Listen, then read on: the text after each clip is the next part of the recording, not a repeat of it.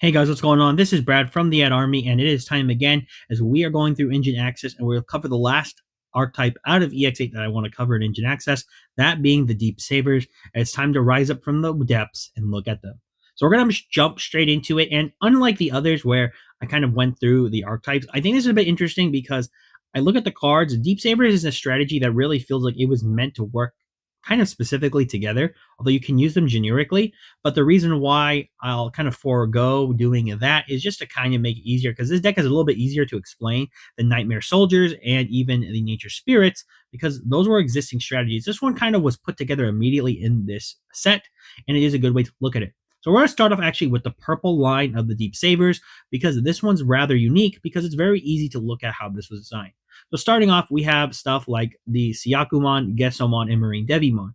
Starting off with the Syakomon of the Deepsavers, this one's purple. It can digivolve on top of any Deepsavers for a cost of 0. More importantly, on deletion, it calls a draw 1, trash 1.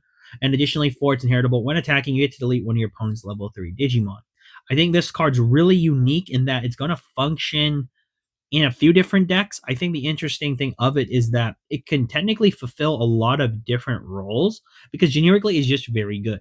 This is very similar to like Candlemon from the Nightmare Soldiers, where this card has a good on deletion effect and it has a pretty solid inheritable. So you don't really need to do much with it. This card's just good. So if you find a spot for it in a purple deck, you might want to try it. Or if we get like a purple, like water ocean deck, kind of like how we had Leviamon, this is actually a good card for that because I really like that aspect. Gesomon's interesting because it has an on deletion effect of gain 1 memory, and then it carries the same inheritable as the Syakomon, where you get to delete one of your opponent's level 3 Digimon. I like this card a bit less, but I like it a bit less because I kind of see that they shuffled up the effects from like maybe the Meramon and the Candlemon, which I think are great comparisons to these two from the Nightmare Soldiers. I think the problem that Gesomon has is that it gaining a memory on deletion seems kind of strange because it doesn't gain access to like Rush or something. So if you play this off of the aforementioned Aegisdramon of the archetype, you're not going to be able to get memory out of this thing immediately, which I think would have been better. And its inheritable is solid, but you already have that in Syakomon. So technically, I get it because you're trying to stack these in different in the Deepsavers archetype, so they work together. But I do think they could have maybe changed it to give something else, maybe delete to level 4 or lower. I think that would have been cool because then you have level 4 or lower, you have level 3 or lower. The point is now you're starting to mix up levels, so you kind of like delete one at a time, but it's okay. You can still use it in different decks. It's just I think it's not as good as a card than it would be otherwise. Now, Marine Devimon's interesting because the first thing it carries is Scapegoat, so it allows it to protect itself from effects by deleting other Digimon. The main thing you want to do here is when attacking once per turn, if you have or uh, one or fewer, you may play. Oh, you have one or more memory. Sorry, I always think it's one or fewer. One or more memory. You may play one level 4 or lower Digimon card with the Deepsavers, Mollusk, or Crustacean trait from your trash without paying the cost. Now, the reason why I want to talk about this first effect is that this actually makes sense then for something like your Gesomon and something like Syakomon. You're meant to play them off Marine Devimon, which is cool. The problem is you just don't have a deck that synergizes with all of them yet, even though you have some cards for them. It's interesting. Something's developing here for sure. Main thing is that inheritable on deletion, you may play one level 4 or lower Digimon card with the Deepsavers, Mollusk, or Crustacean trait from your trash without paying the cost. Okay, first thing I want to talk about with this effect is that I love the fact that Marine Devimon has this effect. The biggest problem is kind of what I want to talk about with the Deepsavers, with the purple line. They all are tied together, but they don't synergize as well with the rest of the Deepsavers as much as it can. Now, the reason I say this is that outside of, I think, maybe Crabmon, you're not able to play out any of the remaining Deepsavers cards unless it's specifically a Deepsavers trait. So, you can do that, but the point is, say you want to play this outside of the archetype, the problem you're going to have is you need to have like specifically Mollusk or Crustacean, and there's not a lot of them in purple. So that's kind of where my problem with these cards are, is that you don't really have access to them outside of playing Deepsavers. You really want to play them in like specifically Deepsavers. You don't really want to play them outside of purple because although these are good effects, you can only synergize them with specific Digimon that are underdeveloped right now. So this card could be good later. It's just not as good right now. Having Scapegoat on it is really cool. Moving into some of the others, we have what I call the redhead stepchildren of the Deepsavers so far because they're the ones that are kind of outside the archetype, but they're still here. So from the power up pack, you have so Celamon. It's always something. But point is, of Celamon, you can Digivolve it on top of any level 3 that happens to have the Deep Savers trait. And then for its on play, when Digivolving until the end of your opponent's turn, their effects can't reduce the DP or of one of your Deep Savers trait Digimon or affect it with Digivolve effects. The main reason that this is important is that your Deep Savers Digimon will be protected in that aspect. So, or one of them. So it is really cool because this is a stack deck technically. So if you build into Aegis Dramon, play this out, you can then protect it. So this is an option for that. Otherwise, it's an okay card. It giving blocker to the archetype is really cool, but it is up to you if you want to play this card just because outside of the archetype, I think the coolest thing about it is that it gives blocker. And then for its other ability, it's basically useless otherwise because unless you're using the Deep Savers cards in a black deck, which there aren't any besides Celamon, you're basically not using this is the point. But it's still good. Like it's still a good card for Deep Savers. It's just not as good outside for the engine. But like I said, this could change the moment Bandai decides to start making more Deep Savers that happen to be in the black color. Like I said, this is why this is an engine access still because although a lot of these cards aren't very good right now because they don't have outside support, they could easily become more viable the moment Bandai says, let's change it up. Okay, moving into Marine Angemon. I want to talk about this one really quick because it is the only one that happens to be. As Marine Angemon's biggest advantage in the archetype is that it is yellow, but has a security effect where at the end of the battle, you give 2 of your opponent's Digimon security attack -1 for the turn. Then you get to add the card to your hand. Then during all turns, while you have 1 or more memory, none of your opponent's Digimon can activate when Digivolving effects. Now, the coolest thing I find with this card is that outside of the archetype, if you can find a way to get this card on a Digimon and you have 1 or more memory, the interesting thing about this is that you can swing and then stop people from Blast Evoing to actually matter, which I think is going to be the most hilarious aspect of this card. The reason I say it's hilarious is that if you can get this thing onto the field and then go ahead for your big play, your opponent might be thinking, oh, this is going to be easy. I'll just punish them. They go for the Blast Evo. But then you're like, I have 1 or more memory, so none of your opponent's Digimon or none of your Digimon can activate when Digivolving effects. And right there, you see the benefit of this card. It can immediately turn an opponent's day into a nightmare if they don't understand this card. Like I said, this could be a sneaky tech card you play in Deep Savers, but this also can be a very interesting card played in a lot of yellow decks if they can find a way to use this. I think one thing that could have made this card just a bit better would be if it was treated as an Angel Digimon, because technically it is an Angemon, Marine Angemon. Point is, if it was treated as a Angel Digimon, there could be some use for this thing in like 3 Great Angels or something like that, but I don't see it right now. But point is, this card actually has a very good like floodgate effect. It's just that I don't see it being played right now. But security effect is still good. So in Deep Sabers, you might want to run one of this. But for the future, this might be a very good card. So keep your eye on this card as a tech because it's really cool.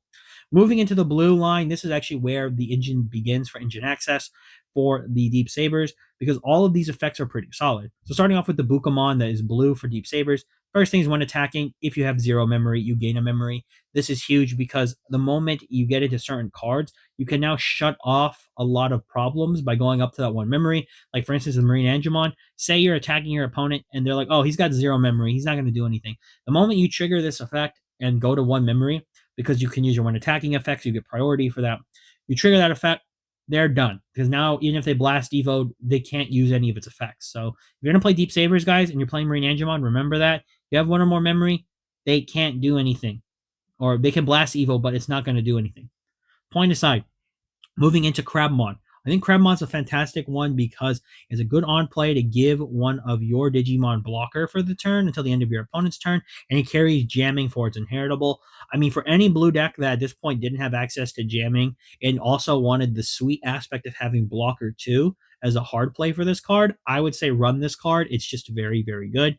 Talking about now the card I really enjoy, and it was the card that really made me happy when I saw it released, is the Deep Savers Gomamon. I'm really happy this card exists because in my basic breakdown for Vikemon and Plesiomon, this was a card I really wanted to come out, or a card very similar to this, because the deck desperately needed something like this. And the reason why is, first off, it can, when it is played, it reveals the top 3 cards of your deck. You get to add 1 card with the Deep Savers trait, obviously, but then you get to add 1 card with Sea Beast or Plesiosaur among them to the hand. They return the rest to the bottom. The main reason I talk about this card is that finally, for the Gomamon, Ikakumon, Zudomon, Plesiomon, Vikemon line, they have a searcher. That's the key thing. They finally have another searcher because they technically did get one in Gomamon X, but it wasn't enough. And they finally have another one. It was important. And this one also has a good inheritable where when attacking once per turn, if you have 7 or fewer cards in your hand, you get to draw one. Even better. Helps the deck. It's not everything yet because the deck can definitely receive more support,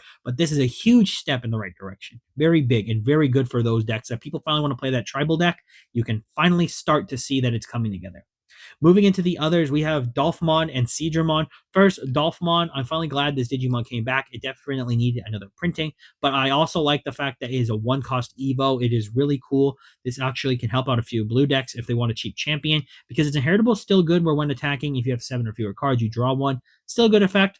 You get rid of Mirage, you don't have to worry about drawing cards in your hand. Starting to talk about Seadramon. Now, Seadramon's actually, I think, the biggest winner of this engine access because they received 3 new cards, technically, 2 in the form of both Seadramon and Mega Seadramon, and for the upcoming support from BT20, this is fantastic. So, starting off, Seadramon didn't really have to do much, it just had to be pretty decent. Where when attacking, once per turn, you gain a memory, so this card actually isn't that bad. I think the interesting thing is you can use the X antibody in conjunction with this, so that's cool. Additionally, it is an aquatic, which is the first and most important thing is that now this card can be played in aquatic, and it is an aquatic, so it's just very important. Additionally, it carries jamming as it's inheritable, so already very good. Like we're off to a very good start. Moving into the level 5s, we have Mega Seadramon and Waymon. Starting off with Mega Seadramon, this thing is very important for the strategy because you need it for Aegisdramon in Deepsavers. But more importantly, for Seadramon and other blue decks that maybe want to use this card, the cool thing is on playing when Digivolving is simply just unsuspending a Digimon, so very good. But additionally, for its one attacking effect, if you have 3 or 1 or more memory, one of your opponent's Digimon can't suspend until the end of the turn. The cool thing about this is that you can just stun lock an opponent's Digimon, so it is very good to do that. So you could also stun blockers, which is pretty cool.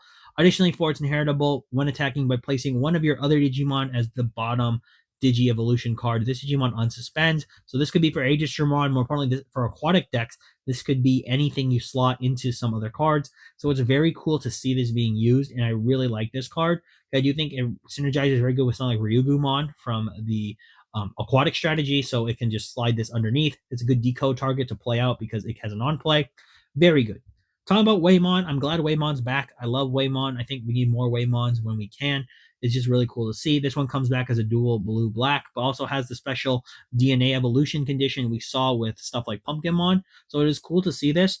But more importantly, on playing when Digivolving, you may place one Digimon card with the Deepsavers trait from your trash at the bottom of this Digimon's Digi-Evolution card. It's pretty cool, so it can recycle. But at the end of the attack, you may play one Deepsavers trait. One play cost 5 or less Digimon card with the Deepsavers trait from this Digimon's Digi-Evolution cards without paying the cost. I really enjoy this effect because it gives Waymon the ability to use the jamming from the Crabmon in this archetype and just be a big threat. Additionally, you can't combo this in other strategies. Blue-black is still a combination color that I would love that there be more strategies based around, which we are getting with like Invisimon and the upcoming support from BT20. But there's still a combination I like. But I think for this archetype, the best thing is this inheritable, where this Digimon can't have its attack target changed. This is huge because besides Hwankumon, that is from I believe BT19 or BT19, we don't have another card that can do an inheritable like that so far. And I like having this ability on an inherit because it just gives decks the possibility, if they want to play this, that they have a very good chance of their level 6s and 7s attacks landing. Moving into the final 3 Digimon of the archetype, Plesiommon, Metal Seadramon Ace, and Aegisdramon.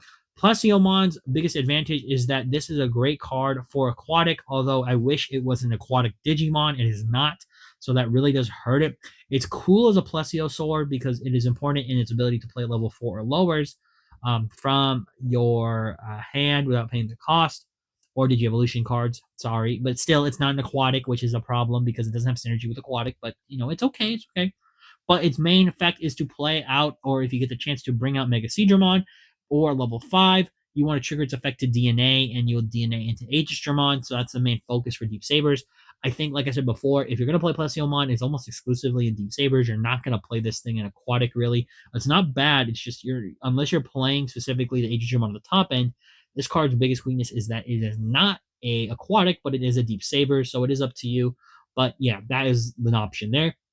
Finally, Metal Seedramon Ace is something to talk about because this is arguably the best card of the Deepsavers archetype. The reason that this card is so good outside of Deepsavers is just it has strong generic effects. They have the Blast Digivolve, Digivolve 1, and then bounce cards. The interesting thing too is that while you have one or more memory, one or more memory, your opponent's Digimon can't suspend. So this is a very good floodgate effect to stop blockers. If you want to just commit your final swings and stop your opponent, you just need to have one or more memory.